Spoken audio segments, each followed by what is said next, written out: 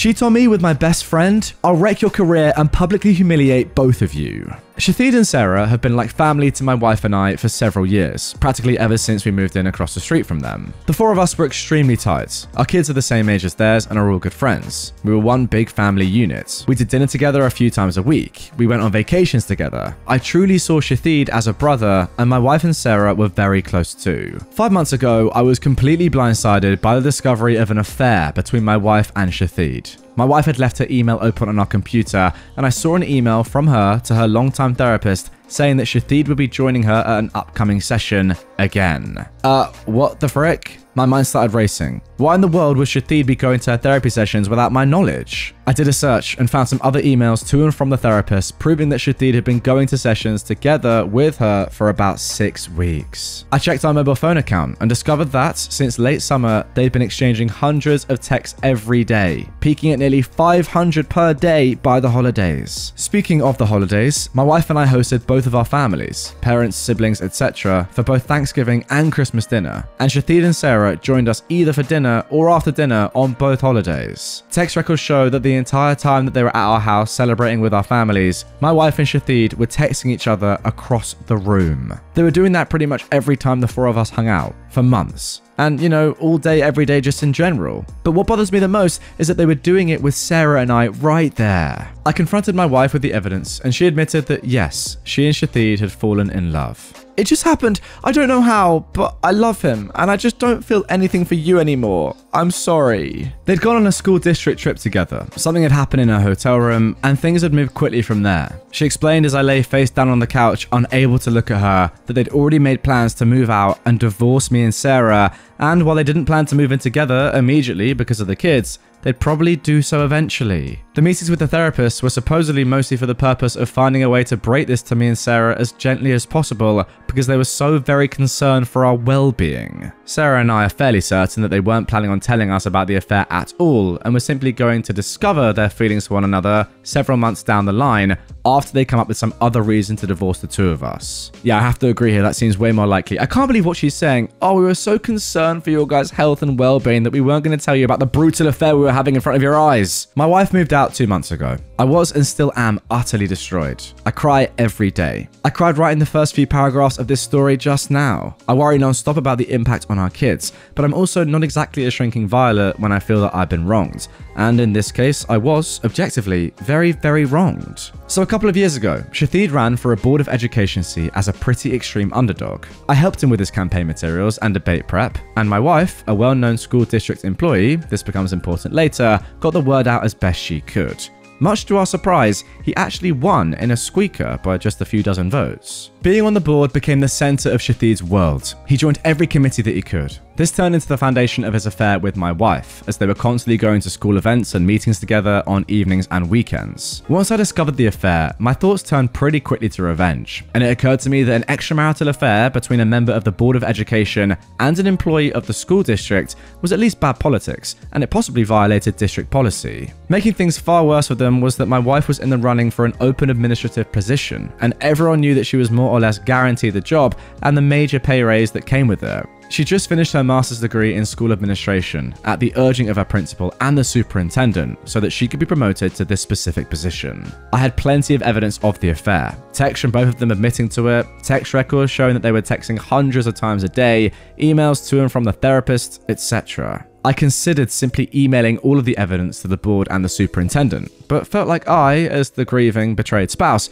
might not be seen as a credible source. So instead, I invented a fictitious, furious friend who was planning on showing up to the next board meeting and publicly shaming the two of them for their affair. I told my wife that I'd tried to talk this person down, but couldn't guarantee that they wouldn't show up and humiliate them publicly. As I expected, this led Shahid to conclude that the only option was for him to preemptively admit the affair to the board. The superintendent subsequently recommended that Shahid resign, which he did. Sarah said that he was utterly humiliated and crushed and barely got out of bed for a few days afterwards. Once word of the affair and Shatheed's resignation started getting around, the superintendent, a longtime friend of both my wife and Shatheed, contacted my wife and tearfully informed her that it was no longer politically appropriate for her to be promoted to an administrative position within the district. The position that had been lined up for her was later filled by an outside candidate. This sent waves of confusion and rumor throughout the district, as it was pretty well known that my wife was getting the job. The day after she was informed that she wasn't getting the promotion, my wife and I, despite our crumbling marriage,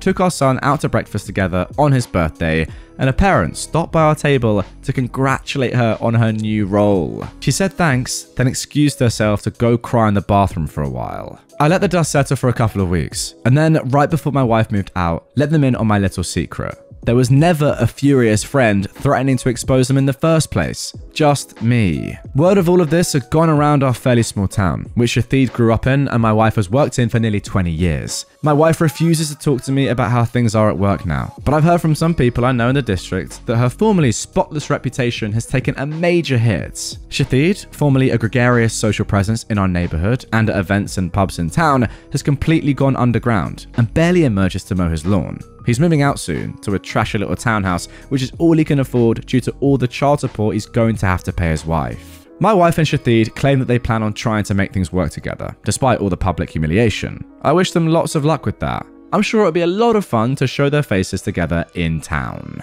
And there we go, that is the conclusion of the post. But before we get into some analysis and commentary, OP has actually answered a couple of questions. First of all, are you and Sarah a thing now? You should totally be a thing, that would be awesome. No, we're friends. We've been incredibly important to each other since this all started and have certainly gotten a lot closer, but not in the way everyone's thinking. This would all be so much harder to deal with if I didn't have her to lean on, and she says she feels the same way about me. We're going through basically the exact same situation with the same players, after all. Shatheed hasn't moved out yet. Once he does, we plan to go back to getting the kids together more often like they used to. It'll never be the same, of course. She already does come over with the kids from time to time, but it's just tough with Shatheed's constant presence across the street. Next question. Didn't your revenge hurt both sets of kids? Well, not really. Shatheed has a day job. The Board of Education was his hobby and his passion, but this didn't affect his income at all. And my wife has been assured that if she wants to pursue an administrative position with another district, she'll have glowing letters of recommendation from her superintendent and principal. It'll mean giving up a lot of work relationships in the process, but given the hit her reputation has taken, I'm guessing she makes that jump sooner rather than later. In the meantime, not moving to an administrative job means that she still has summers off with the kids. Third question. Why do you call her your wife instead of your former wife? Well, we're working our way through divorce mediation, but it isn't final yet. We'll be soon. And then the final question. Why didn't you notice all of the texting your wife was doing? Well, I did. It was really starting to annoy me. It was excessive. She has a big social circle and does tend to text a lot anyway, but it was really getting over the top. At one point in November, I asked her to agree to a no phones at the dinner table rule, which she agreed to reluctantly, but would then pout through dinner, and eventually she just started using her phone during dinner again. All that said, I was blind. Not only was the texting getting weird, but her relationship with Shatheed was starting to make me uncomfortable. Sarah noticed it too and agreed. We actually confronted them a couple of times about it directly, and they both swore up and down that it was just school stuff they were talking about, nothing else was going on, and for whatever reason, we believed them. Probably because the mind tends to refuse to see things that it doesn't want to see. Now, incredibly, the post I've just read there was posted over 4 years ago on Reddit, on r/ProRevenge. However, just a few days ago, OP posted an update. That's right, an update on a ProRevenge story that's over 4 years old. I don't think I've ever seen anything like it before, but stay tuned, because that is coming up. Now, as for this initial story on its own, my thoughts are this. First of all, how exceptionally sad. These two are just disgusting. I mean, look, cheating is one thing, right? And we can all agree that's a pretty bad thing to do. But cheating in front of your partners together in the same room, like messaging and texting when your wife and your husband, respectively, are there, is actually nuts. How can you with any sort of conscience do that? I have no idea. Like, I'm not gonna lie, I struggle to understand how people cheat in the first place, unless they're in a really dark place mentally, to be honest with you, or they just feel like they have no other option. I mean, genuinely, I've never done it, and I don't see myself ever doing it. Maybe that's a naive thing to say, I don't know. But this is one step further. Doing it knowing that your partner is in the same room as you. It's unbelievable. And then, as I mentioned during that story, because I just simply had to mention it at that point, the fact that you've said, oh no, we were trying to work out how to tell you, but we knew it would really hurt you, so we just didn't tell you. Like, is that not the most dumb logic you've ever heard in your life? For me, it's gotta be. As for your revenge, OP, I've got to say, Genius. Making them self-destruct themselves is great because it just means that you didn't have to do anything. Like, they did it for you. Lovely stuff. Anyway, with that all being said, let's get on to this update. 4 years later, just literally a few days ago at the time of recording. Now, before we get into our next story, I have a very special announcement for you. After an insane amount of demand from you guys, I'm delighted to say that I've released some limited edition Not Today Karen merch. Picture this, you're out and about in the streets and a wild Karen appears and starts confronting you. What do? Well, normally you have to talk to a witch like this. However, get one of these t-shirts or hoodies on and all you have to do is simply point to it, laugh, and walk away. How easy is that? The link is down in the description if you like what you see. Go ahead, check the stuff out. I think they'd make a great Christmas present or even just a little gift for yourself. As always, it's official stuff from the very best supplier, so the quality is unmatched and it's one of the best ways to support me and the channel. With that being said, let's carry on. So, where to start? It's been a bizarre few years, especially with COVID thrown in the mix, which I somehow still have never caught, despite my kids getting it twice each. Thankfully, just mild cases. Well, at the time that I posted the original story, I was obviously a wreck. Things actually got significantly darker for a while after that. My ex decided to start bringing Shathid around our kids just a few months after she moved out, which was really hard for me to deal with. I'd never really dealt with serious depression before, but things got bad enough that my doctor more or less forced me to start on an antidepressant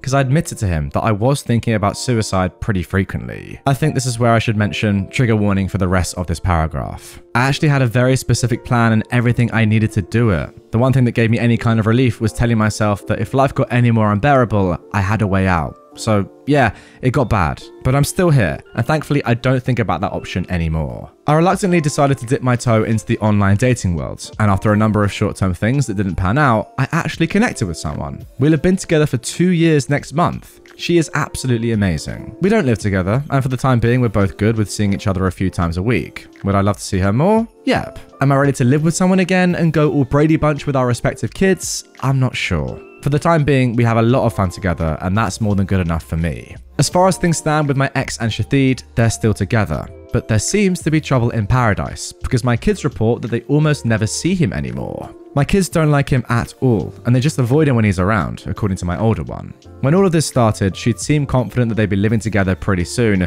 but they still don't. And as far as I know, there are no plans in the works for it. They did buy a boat together, which I find hilarious for some reason. It just seems like the classic affair couple thing to do. Sarah took a long time to accept that her marriage was truly over. But once she did, she really did an admirable job of moving on. She engrossed herself in home improvement projects. She remains the same incredible mum that she's always been, and she's been in a FWB type relationship, which is all she wants right now, with a nice funny guy for almost 2 years. We hang out here and there, especially when my pool is open in the summer. We aren't nearly as dependent on each other as we were in the beginning, but we're still close friends. And no, still nothing more than that, which I'm glad about, because the one thing this situation definitely never needed was more drama. My ex left the school district she was working for and took a job in a neighbouring district. I've no idea what Shathid is up to, nor do I care. I hardly ever see him except at the occasional school event. For a while there, I was worried that he'd look at me the wrong way, and I'd wind up in jail for knocking him out in an elementary school cafeteria or something. But I just don't care enough about him anymore for that to be a concern. So all in all, life is pretty okay right now. I do miss being a family, I still have nightmares about all of this stuff and deal with intrusive thoughts at times. I fall asleep to audiobooks now to keep those thoughts at bay, otherwise I still struggle to sleep sometimes. But my girlfriend is amazing. I have an incredibly supportive family. I just officiated my sister's wedding a couple of months ago. And I have a big dog who needs lots of walks, and that's a huge help for me on so many levels. And if you're lucky enough to be watching on YouTube, here is your dog tax. Look at that cute little dog. I mean, to be fair, it's actually quite a sizable dog. Very cute nonetheless. And if you're not on YouTube and you want to come and see the dog, link is down in the description. So there we go. I tell you what, I really enjoyed that update because it's very rare that we get an update like that, especially so long after the actual event takes place. And I love the honesty of it as well, because you see some of these stories and then people are like, oh yeah, now I feel great again. But let's be honest, like going through that sort of an event that would change your life so much for the worst, at first anyway, is going to have such a lasting impact. I love the honesty of OP saying it actually got worse before it got better and they went to a really, really dark place. And even now, 4 years later, they still have to listen to audiobooks to help them sleep at night because, you know, it makes sense. You wouldn't expect someone to be like, oh yeah, now I'm amazing, best I've ever felt. Ideally they'd be in that spot, but it just seems a bit unlikely to me that someone would be like, oh, I'm so much better now, just to few months, years, whatever afterwards. Yeah, love the honesty. I mean, look, I'm not saying eventually that OP won't get to that spot, and I really hope he does, and Sarah does as well. And it seems like you've moved on to a significant level, but yeah, you'd still be deeply hurt by this, I'm sure, for a good amount of time afterwards. And it's nice to see someone actually admit that. Anyway, guys, that is going to do it for this one. Probably the longest in terms of time difference between an original post and an update I've ever covered. I mean, to be fair, that initial post was made and created on Reddit before I even started making videos, right? That would have been in 2018, and I started the year after 2019. So yeah, nuts. Really enjoyed it. Hope you did too. If you did, drop a like, subscribe, follow, whatever platform you're on, and I'll see you all tomorrow with a brand new episode.